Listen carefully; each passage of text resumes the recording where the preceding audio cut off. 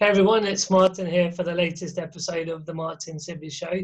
Actually, it's the first time we've got a guest returning. You may remember a few episodes back, Phil featured on one of the earlier episodes in the series. So it's been nice to be able to have a catch up again with Phil today. But we're going to be talking about the life and particularly looking at the book around Bert Massie and I guess sort of looking back on activism when he was growing up and what he achieved, but a little bit of a look to what the future might hold and what Bert would have liked to pass on from his mantle as well. So thank you for joining today anyway, Phil.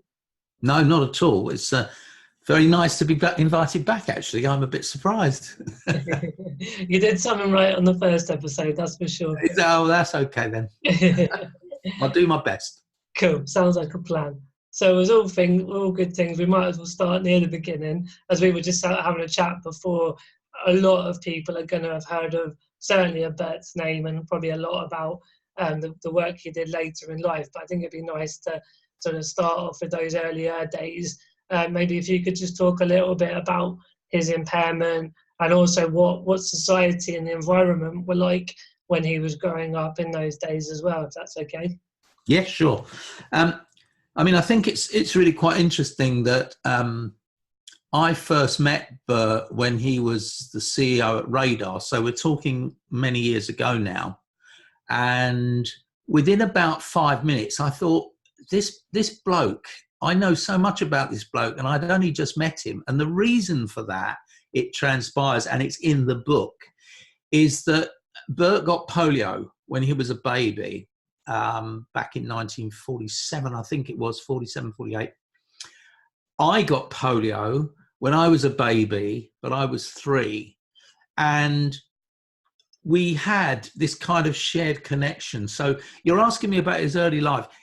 One of the most fascinating bits of this book for me was right at the very beginning. He was born in Liverpool, of ordinary family, and a very working family. And he lived with his mum and his gran, I think his dad and whoever else. He got very, very ill. Nobody quite knew what it was, although I think his family realised it was very serious.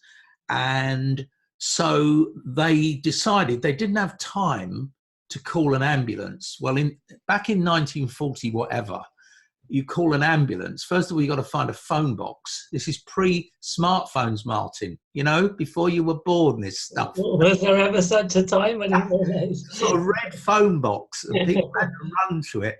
But emergency calls were free. Otherwise, you had to put 4 pence in the machine. Anyway, they realised they couldn't do this quickly enough. So Granny, bless her, went out into the street and stopped a lorry, stood in front of a lorry and sort of harangued the driver of this lorry. Can you imagine this? And persuaded him to take her and Bert to the hospital. Because Bert's mum needed to look after the rest of the children. So off they sat in this truck, arrived at the hospital in due time, and where it was obviously then diagnosed that Bert had got polio, which at the time was a really frightening and major condition. I mean, it was an epidemic type thing. So Bert was admitted to hospital, where he then spent considerable amount of time, unlike today, where rightly so, most people now go into hospital, even with the most serious conditions, they'll be rehabilitated home as fast as possible, or at least be moved on. In those days, it was, in my own case, for example, when I got polio, I spent 3 years in hospital. 3 years. I mean, we didn't come home. And Bert describes this too as these very long spells in hospital, which of course had massive impacts on your education. You weren't going to school, whereas everyone else was traipsing off to school as primary school children and then junior. For kids with long-term impairments back then, the chances are that you would be staying in a children's hospital, which is what happened to Bert. Yeah. So his early life was hospitals, operations, rehabilitation, splints, calipers, all that stuff that I remember very well too, because it's very similar for me. And education, which even when administered well, was pretty inadequate, to be fair. And as you appreciate, and I know today's generation of disabled people appreciate, if our bodies aren't working the way we want them to for whatever reason. What we do want is to have a brain that we can use. And back then, society didn't really get that. I think they just thought that we were dependent and would be forever, and that was that. So Bert's early life was pretty interesting. Yeah, a couple of interesting thoughts popped to my mind there. And one is there's been a couple of movies out more recently around polio and that sort of time you're talking, and treatments, and the iron lung, was that one of the treatments? Yes, an iron lung. I spent 6 happy months in an iron lung. It was a machine that kept you breathing. Today's people that need that kind of support now would have a tube inserted in their throat. In those days, you were in a bed encased in a huge cylinder, and basically the principle was that the air was sucked out of this cylinder, which forced your lungs to expand, and then there was pressure increased inside the cylinder, which forced your lungs to compress. Wow. So you sucked in and blew out, and you couldn't talk on an in-breath. So your talking was quite extraordinary. You go, hello, how are you? You know, but they were pretty scary things, and they weren't. You know, they were in short demand. I mean, they were in great demand. Sorry, but there weren't many of them. So you were lucky if you ended up in one. I did. I don't think Bert had that pleasure. Right. Okay. Yeah. Well, so that's definitely my reference was. I think it was called Breathe. Was the yes. movie, that sort of covered some of that, and of course, innovations as well that came out of that time, like having the oxygen support that could be on the wheelchair, and all these sort of things started to come. I mean, the other one, which is a massive one, and I know there's multiple day trainings on social model, but when you were talking about that, and it still goes on today, like there's even drug treatments coming out of pharmaceuticals this week for my particular impairment of spinal muscular atrophy. Yeah. It'd be great, both what your thoughts and anything that you know from Bert, whether it be the book or the conversations, of how we sort of frame the medical input that we sometimes need, but not to have the medical model, and obviously be more about the social model and pulling down the barriers of society. Is there anything you can give us to chew on there, Phil? Well, I think back in the day that Bert was first hospitalised and so on, you have to remember that the culture at the time was that doctors were gods. No one argued with them. No one challenged them. Certainly not working class women like Bert's mum or my mum. Now that doesn't mean to say that Bert's mum and his gran weren't feisty people. They were, but there was a certain hierarchical structure, which meant that doctors, if they said something, then you did it, kind of stuff. So it was very rare that families could challenge the status quo. You're in hospital, that's where you're going to stay. We know best. I don't know that any of us saw that as oppression. I think we saw that as care. I think we saw that as being looked after. I think, line, isn't it? Yeah, I certainly think back in the 1940s and 50s, we were very lucky indeed to be born in a country that had a health service in the first place. So, we were the first European country, certainly if not the world, to have a thoroughly free, at point of entry, health service. Bert and I were both very lucky. We were born at the right time, because if we'd been born 5-10 years earlier and got polio, who knows what would have happened. So this idea that the medics knew best was unquestioned. You did what you were told. I think later on, as Bert describes, there begins to be a sort of healthy debate about whether doctors actually do know right. They certainly know, and this is where I think we are now, they certainly know about impairment.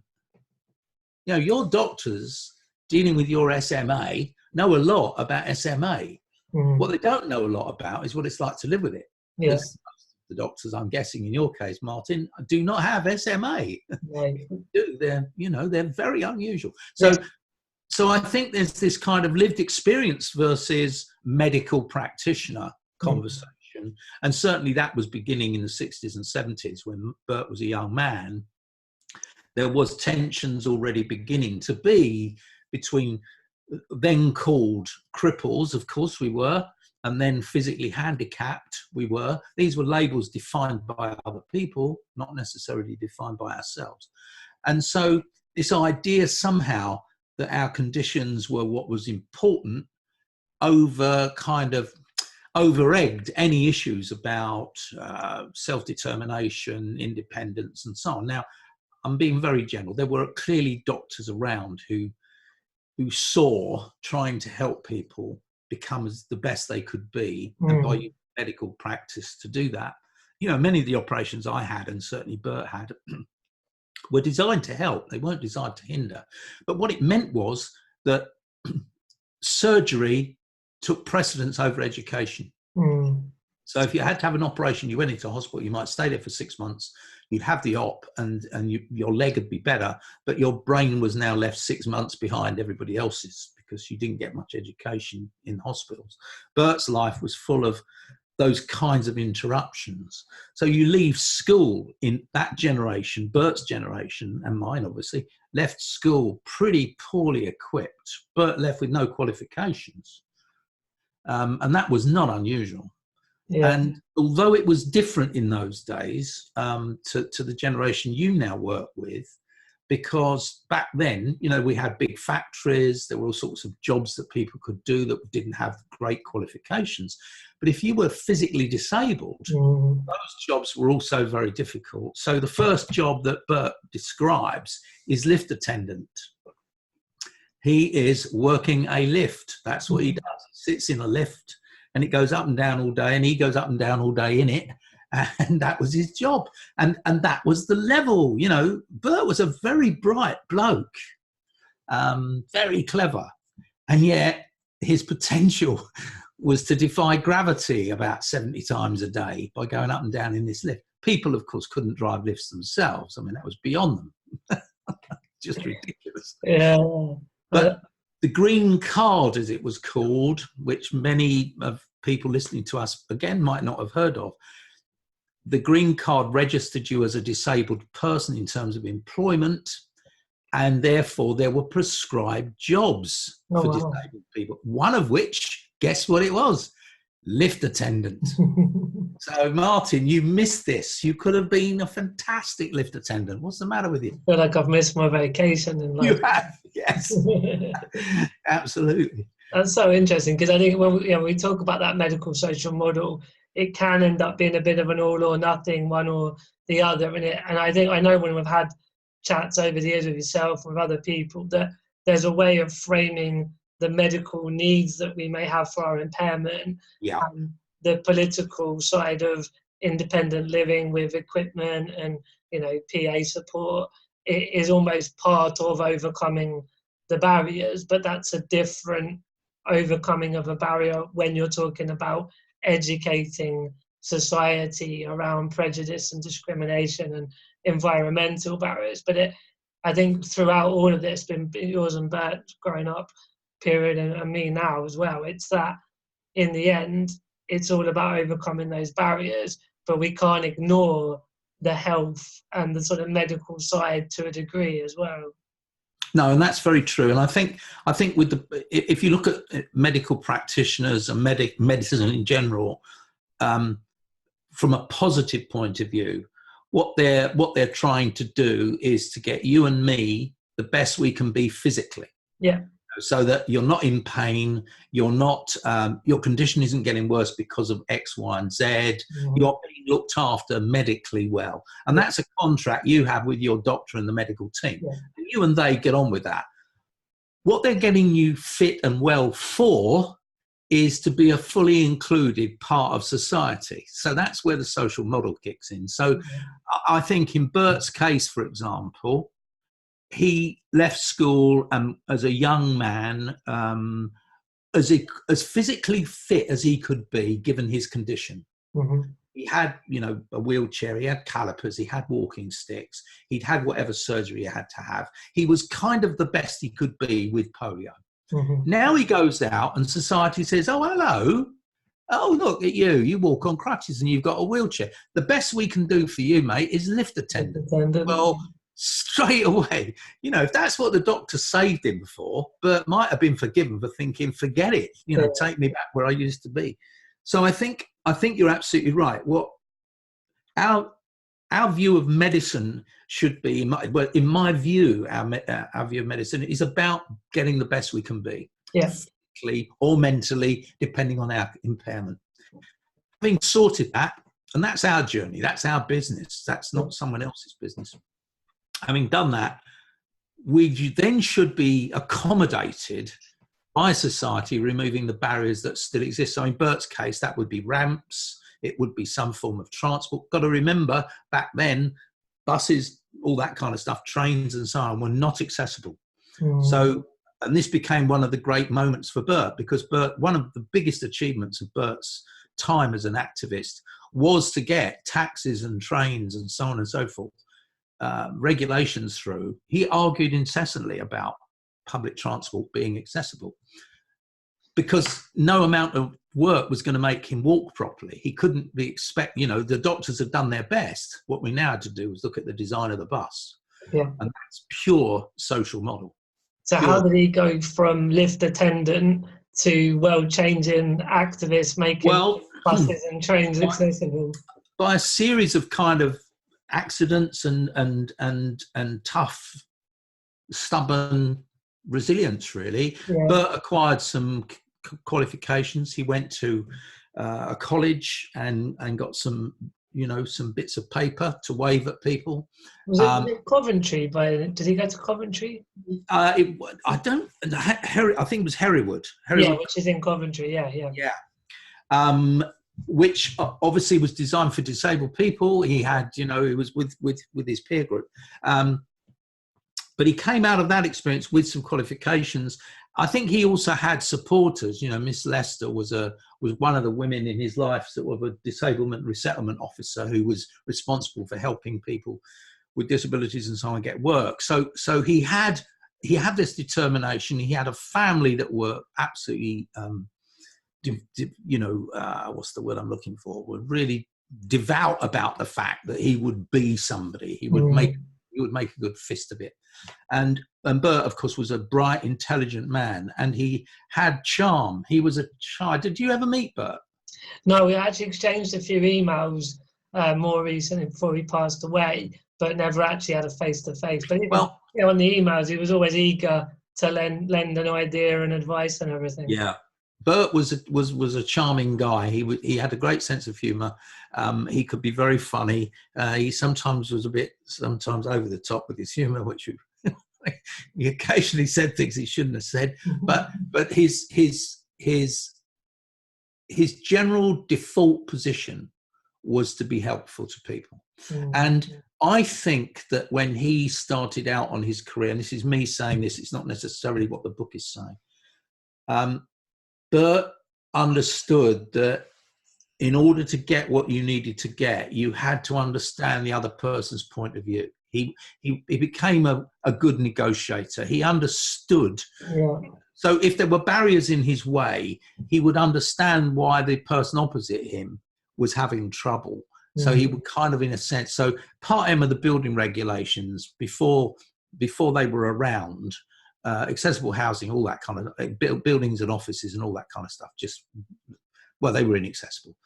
Part M of the building regulations was about making things accessible. Bert had a lot to do with the conversations around that. And the way he did it was to understand what the problems were from the other side, acknowledge them, come up with solutions which then were irresistible. Because if I say to you, look, I understand your concerns, but if I can overcome them, would we have an agreement? And you say yes, well, all I've now got to do is overcome your concerns, and we've got an agreement. And Bert kind of worked like that. Yeah, he was never an activist who was angry with people. He was an activist who smiled while he tried to get you to see it from his point of view. He was very good at that. I think when we talk about the social model again, there is that, disabled by barriers of society, it can sound, I'm not saying it's meant this way, but it can sound quite accusatory to those people like you're just talking about, for example, in the doing the architecture and the regulations for buildings. But when actually you're kind of still going on that principle that that is what's disabling people like us. In the end, if you're giving them the fact that they didn't understand that they were doing that, they're not doing it maliciously, really, is my point. Yes. And they have their own reasons that it's more tricky than you imagine. Yeah, you can see that the win-win's always going to win out. Yes, I mean, if you're talking to the Minister of Transport, as they were called, about the fact that buses and taxis were not accessible, then Bert understood intuitively that that wasn't the personal fault of the Minister of Transport in front of it. Yeah. You know, these buses have been designed for 50 years. So it was whoever thought about it 50 years ago. There was that kind of process. So he became very skilled. I mean, there's these moments where he was a very good negotiator. One time when he was at college, he used to visit the local fish and chip shop. This is in the book. He visits the local fish and chip shop on behalf of the others. I think he had an invalid carriage at this point. So he'd go down to the village, to the fish and chip shop, and he'd order, I don't know, let's say a dozen fish and chips. And because it was an order of a dozen, he would get his free. So he negotiated that he would get free. He did things like that. You know, that was the beginnings, I think, of him. When he moved to Radar, it was called then the Royal Association for Disability and Rehabilitation. That was the organisation. It was the umbrella body for many other organisations. And Bert he went there first as a member of staff and then became the CEO eventually.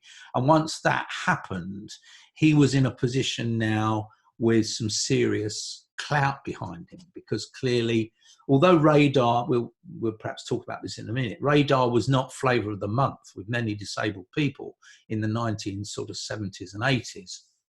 But nonetheless, Radar was doing things with Bert's kind of guidance that were really important. You know, the Access Committees of England were part of Radar. They were the ones that were looking at accessibility of buildings, pure social model stuff, but nobody talked about it like that. And of course, Bert was working for an organisation whose patron was the Queen Mum at the time, which didn't kind of make it sound very radical, you know, when you're looking at the British Council of Organisations of Disabled People that came along in the sort of 80s. This was Jane Campbell, was it? Was that? Well, Jane was one of that group. Yes, yeah. There were many others, and they were the group that began to really focus pure attention on disability rights.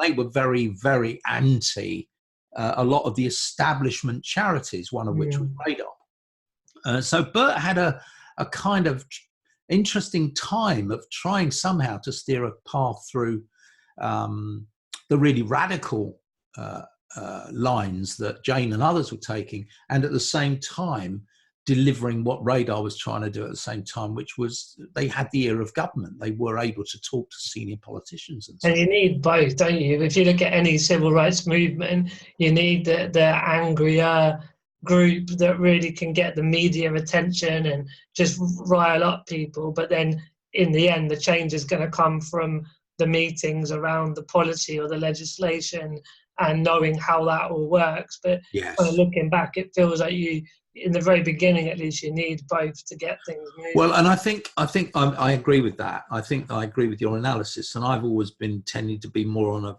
on the Bert side of that. I've never been very good at chaining myself to railings and stuff, but I really do appreciate the efforts that those who chain themselves to railings are making, because they are focusing. And Jane Campbell and there was Dan, Disability Action Network was the activist wing. You know, that they would chain themselves to a moving train if they had to. I mean, it was quite extraordinary. And what that did, of course, was it frightened the establishment on one hand. They didn't want these demonstrations, very embarrassing.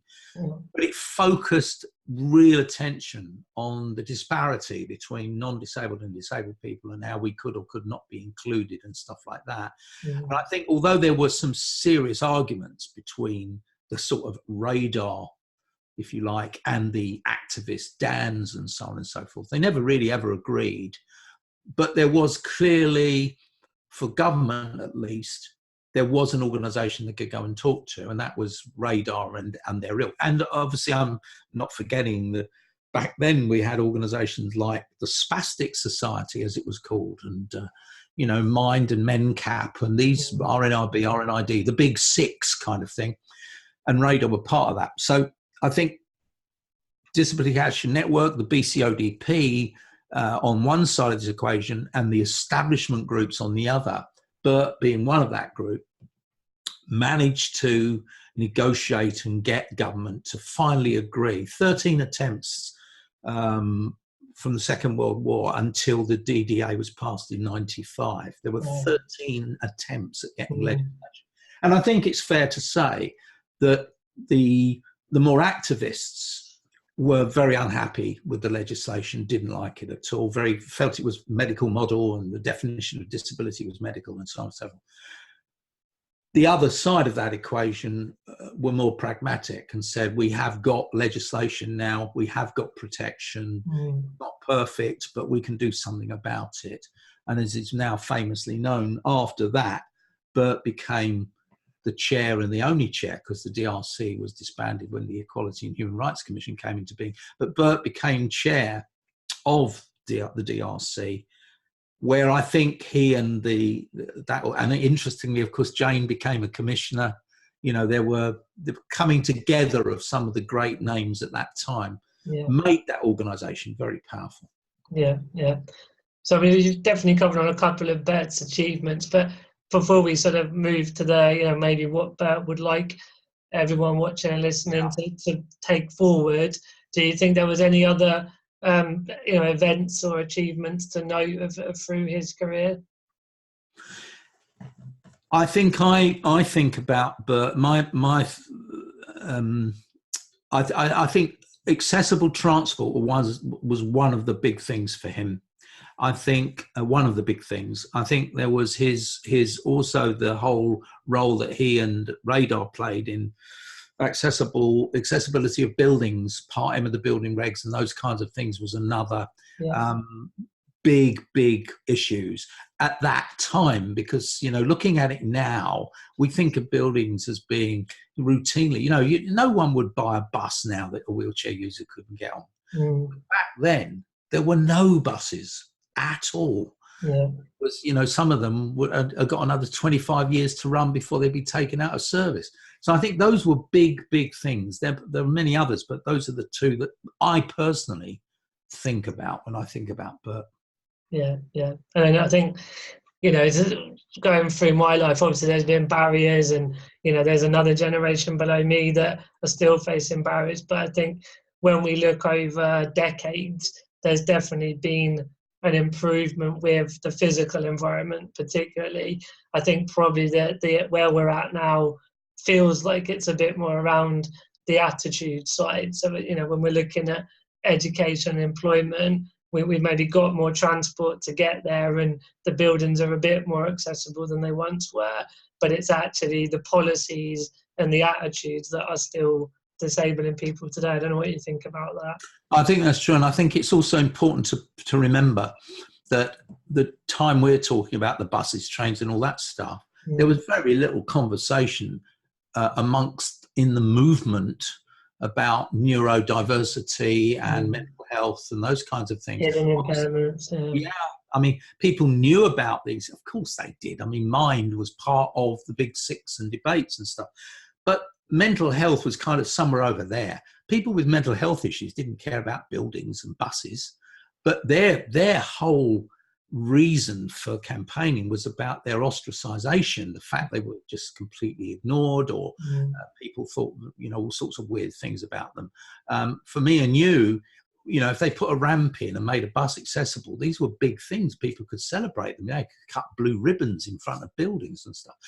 But the neurodiverse communities hadn't really. And I think, to be fair, I don't remember back in the 80s and 90s, huge discussion.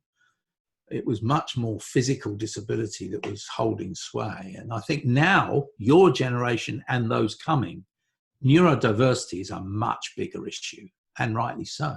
Yeah, and so there are maybe some newer issues or challenges that are being a bit more embraced, certainly by disabled people as a movement and gradually by society. But when I sort of look, I came out the blocks all excited and passionate about trying to make a difference with all the new fandangled ideas, but it was only when I actually read about yourself, and Bert and Jane started to have actual conversations as well, that those insights of what worked and what didn't work are still massively useful, I think, for campaigners that are just starting out now. But obviously there are then some strategies and tools that differ, like the rise in social media being, the smartphone that we touched upon earlier. That's obviously a newer landscape in that way. But for me, I know I started getting a lot more traction in my career when I was able to learn from the battles, if you like, that had gone on before, and to appreciate that as well. And I think that's what's been great to talk about Bert's life, is that he's done so much that people don't even realise that are younger what had to go on, to make that happen, and it's good to celebrate it. But yeah, what do you think Bert's sort of pass on advice would be to people like myself trying to keep moving things forward? I think one of the things that he was very disappointed about was the demise of the DRC and the lack of movement, it would appear, from the EHRC, Equality and Human Rights Commission, in terms of disability, because he was on it, he resigned, so did Jane Campbell. There were many of the people at the time who stood down from that because they just felt that it wasn't achieving anything.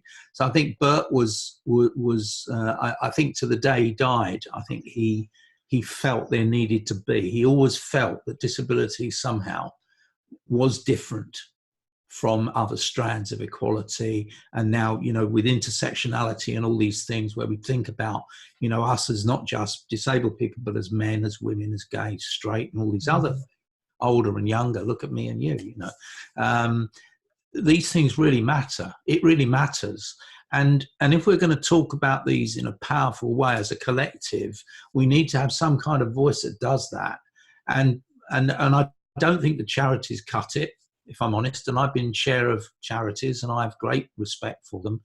But the commission was, after a shaky start in a year or two where people thought, oh, what's this all about? I think most people, by the time the commission wound up, felt really, really impressed by what they'd done.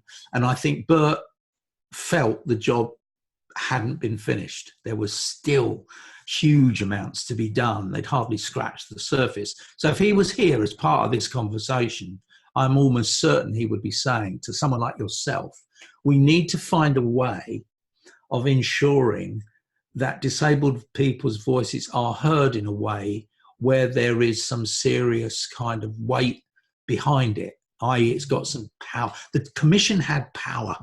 It could do stuff. The charities, bless them, don't have that kind of power. They could prosecute people. They could take people before courts and tribunals. And they advise government on policy and law and things. So, the commission had, and it wasn't around long enough. That's how it felt. Now we've got the EHRC now, and the people on it, I know some of them, particularly around the disability committee work and stuff, they're doing a great job, but it's not visible enough, I think. I don't know how much you know about the work of the EHRC. There you are, you're shaking your head. That tells me all I need to know.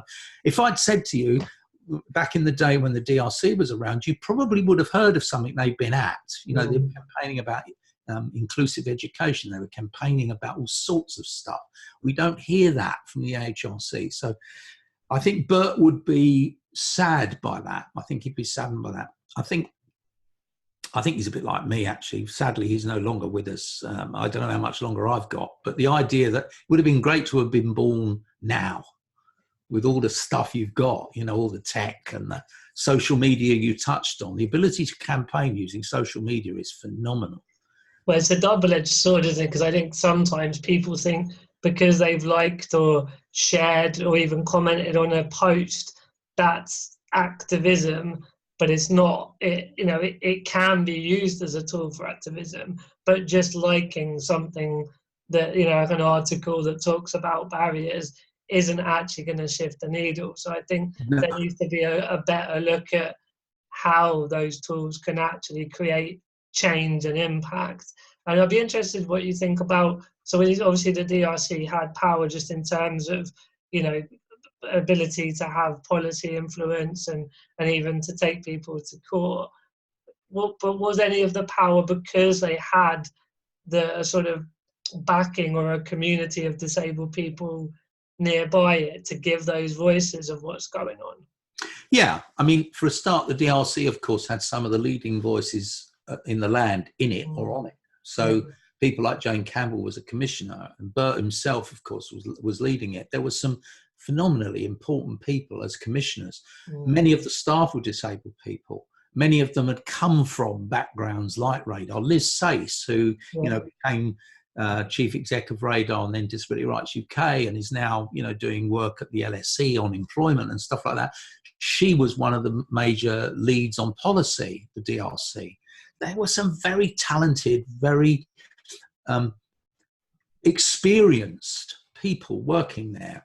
Now, what they did very well was they went out and consulted with people. They did seek the views of the big six. They did seek the views of smaller organisations. They tried to do their very best to make sure that they were talking to everybody before they then came out with some kind of idea. So it wasn't democratic in that sense, but they were very consultative. They didn't just come up with something and go for it. They did talk to lots of people about it. Yeah, that's good. Well, as you know, my brain's always whirring, so I've got a lot to chew on here on a very personal level with the work I'm doing on Horizons, but I'm sure the people watching and listening are all going to be taken away things, whether they're a blogger or a campaigner or whatever it is they might be up to, or maybe a student, and it's sort of something that they're going to come to a bit more in a year or two. But yeah, it was really, really nice, we said earlier, just to get a bit of an input of what Bert's life was like, particularly those younger years. I know that I managed to get the book on Amazon, which I'm planning to read when I'm on my holiday in July. So if anyone wants to get hold of it, I know it's on Amazon. Are you aware of any other places, Phil, where it's on? No, I'm not actually. I was given a review copy, so I'm feeling very, very honoured. Just a shame Bert hasn't signed it, really, because it wasn't finished. When he died, it wasn't completely finished. Bob Niven and Anne Fry have rewritten finished the book off with the last chapter or two. But no, I think certainly on Amazon. I'm not sure if it's an Audible book either, or I should have checked this out before we spoke. But I'll have a look and pop something on the copy anyway. It's a good read, and for people interested in how things came about. And it's only obviously it's Bert's view of the world, which is, and he was right in the middle of it, so he has some interesting things to say about the EHRC, which I'll let your listeners and watchers decide to read about. I like that. We'll end on a cliffhanger. As you say, he was a right character with a good sense of humour. Yes, he was. So, all right, well, thank you for your time as always, Phil. It was a really... Not at all. It's been a pleasure, Martin. Cool. I'll catch you soon, mate. Yeah, take care.